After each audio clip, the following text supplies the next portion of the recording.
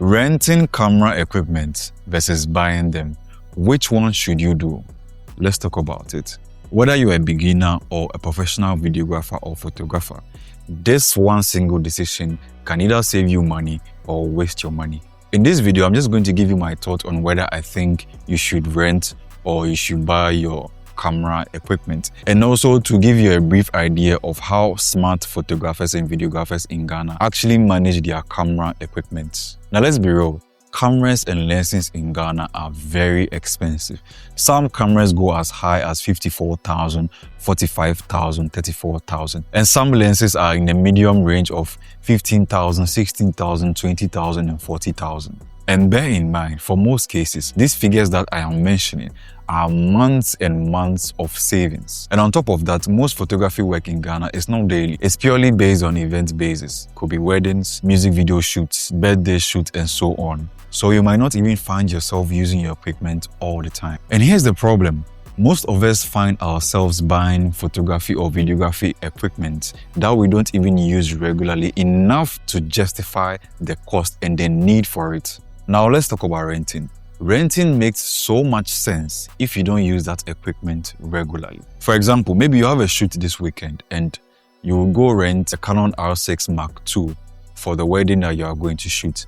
But then maybe your next wedding or your next booking is probably going to be in the next 2 months. Now renting becomes an advantage here because you are only paying to rent for that specific job. You get access to that R6 Mark II, which is a very expensive and professional camera, without actually owning it. This means that you can upgrade your work quality without actually spending a huge amount of money acquiring that camera upfront. But then renting too has its limitations. There are so many instances where you find yourself wanting a particular type of camera or lens or equipment, and then you reach out to the rental company and you're like, it's not available, it's booked out. And then when you find yourself renting some particular types of equipment for a long period of time, it becomes way more expensive renting than actually owning it, because the amount of money that you pay to rent out that equipment, when you put it together, it can actually afford you the equipment that you are renting regularly.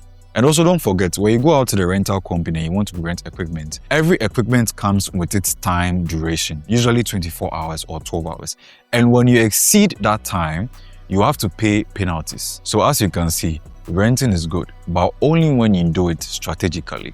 Now let's talk about buying equipment. Buying equipment is the dream of most videographers and photographers. But then buying only makes sense if you use the equipment regularly. If you're someone who gets regular bookings and then you're always going on paid shoots and you're able to recoup your money, buying equipment makes so much sense. Now, for example, if I find myself always shooting week in, week out, and I'm using a particular equipment or gadget, I would find myself buying such an equipment if I can afford it. Now, this is what most photographers do in Ghana, and I want to believe it's something that other photographers do everywhere else. It is to buy your main equipment, your camera body, your lens of choice, your lighting of choice, and then rent out special gear or rent extra equipment when you need multiple of them for a particular project. This way, you are not over-investing into equipment that you rarely use. This helps you stay flexible, but then stay professional too. Someone might say, I have the money, why don't I just buy it, even though I don't use it often?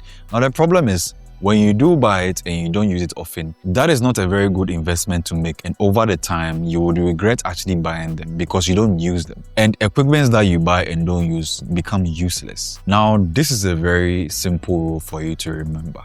If you use it often, buy it. If you rarely use it, don't buy it. And if you are not sure, always rent it out first. One way or the other, when you speak to various professionals, they will tell you that they actually regret buying some photography or videography equipment because at that point in time, they actually rushed to buy them because they thought they needed them or because they thought they would be using them regularly. But then they find themselves selling it later on, or even finding it very difficult to sell later on. So as beginners or professional photographers and videographers, I think it is key and necessary for us to understand that yes, it will be very nice to own your own gear sometimes, but sometimes it is also very essential to rent it as and when you need them, because you don't want to be making very bad financial decisions. And one thing you should bear in mind, for people that are in Ghana or Nigeria or in various African countries, we don't have the luxury of buying now and paying later, like our counterparts in UK, in the US, or abroad have, where they can actually go for photography equipment and pay for them later. We have to bring money up front. So let's say a camera is $2,000. In Ghana or Nigeria or any other country that doesn't support buy now and pay in bits or pay later, you need to bring all that money up front. And that can be a serious challenge because of how expensive other things are.